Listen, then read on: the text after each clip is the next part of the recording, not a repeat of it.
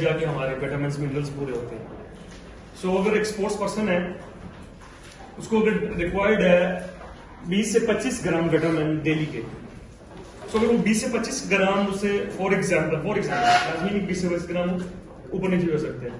سو اگر 20 سے 25 گرام اس میں وٹامنس لینے ہیں اس کو ڈیلی کی ریکوائرمنٹ ہے ڈیو ٹو اس کی ایکٹیویٹی. سو اگر وہ نیچرل سورس کی طرف جاتا ہے ایز لائک وہ کھاتا ہے گوشت کھاتا ہے دالیں کھاتا ہے یا سبزیاں کھاتا ہے سیلڈ کھاتا ہے, سو اس کو لارج اماؤنٹ میں کیلریز لینی پڑ جائیں گی. سو اگر وہ لارج اماؤنٹ میں کیلریز لے گا اس کے وٹامنس تو پورے ہو جائیں گے, لیکن اس کا ایک نقصان کیا ہوگا, اس کا ویٹ بہت زیادہ گین ہو جائے گا.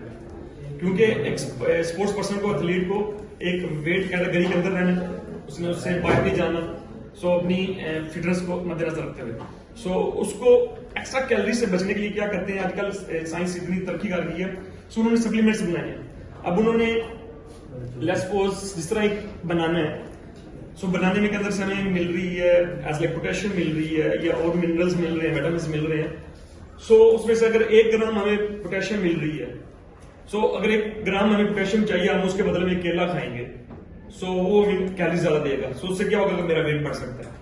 سو سائنس نے کیا کہ اس بنانا سے 1 گرام جسٹ پوٹیشیم نکالی ہے, باقی اس کو ریپلینش کر دیا. سو اس طرح کے 1 گرام کر کے انہوں نے ایک وٹامنس بنا لیے, منرلز بنا لیے. سو جسٹ کیا ہوگا, اب مجھے 1 گرام چاہیے, میں جسٹ 1 گرام ہی لوں گا سپلیمنٹ. سو میرا اس سے میری جو ریکوائرمنٹ ہے سپلیمنٹ کی وہ پوری ہو جائے گی اور مجھے ایکسیسو کیلریز بھی نہیں ملے گی. Is that clear?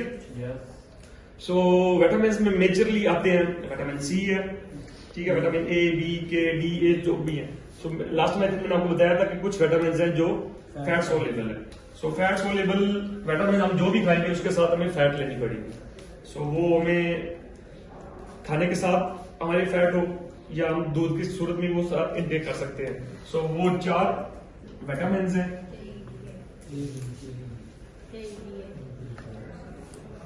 سو یہ وٹامنس آپ جب بھی لیں جب آپ ٹرینر بنتے ہیں یا کوچ بنے گے انشاءاللہ فیوچر میں, سو آپ نے اپنے ایتھلیٹس کو جب یہ وٹامنس دینے ہیں تو ساتھ اس کو فیٹ بھی دینا ہے. کوشش کریں اگر یہ وٹامنس آپ کھا رہے ہیں ان کا آپ واٹر کے ساتھ ان کا انٹیک نہ کریں, اس کو آپ دودھ کے ساتھ پئیں. سو دودھ کے اندر فیٹ ہوتی ہے, سو یہ ابزورب اچھے سے ہو جائیں گے. سو اگر وداؤٹ فیٹ اگر آپ نے یہ وٹامنس لے بھی لیے سو آپ کو لگے گا نہیں, ٹھیک ہے. سو ایز لائک منرلس میں آ جائیں. منرلس جو وٹامنس ہوتے ہیں یہ سارے لیونگ آرگینزم ہوتے ہیں اور منرلس نان لیونگ آرگینزم. سو اس میں ہمیں پوٹیشیم ہے, فار ایگزامپل دے رہا ہوں, میگنیشیم ہے, سوڈیم ہے, ٹھیک ہے.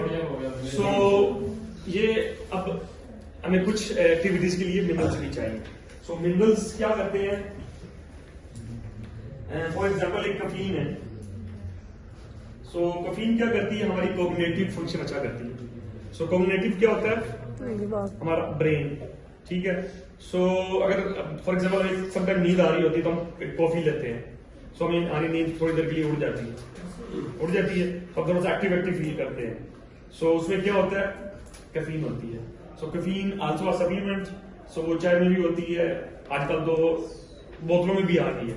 سافٹ ڈرنکس جو ہم پیتے ہیں اس میں بھی کیفین ہے. کیفین ایک طرح کا نشہ ہے. So these are all beverages جتنے بھی ہیں سب میں کیفین آج کل آلموسٹ ہے. سو کیا کرتے ہیں, ہمیں ایک نشہ میں لگ جاتا ہے, پھر ہمیں ایکسیسو یوز کریں گے تو اس کا نقصان ہے. سو اس کے کچھ اگر بینیفٹس تھے ان کے نقصان بھی ہیں. اب میں آپ کو تھوڑا سا بتاتا ہوں پروٹین کے بارے میں. اب ایک باڈی بلڈر ہے یا ایک پلیئر ہے جو بھی ہے, اس نے اپنا مسل گرو کرنا ہے. پروٹین کا سب سے فائدہ کیا ہے کہ آپ کا مسل گروتھ کرتا ہے اور ساتھ میں آپ لوگوں کی ریپیئرمنٹ بھی کرتا ہے.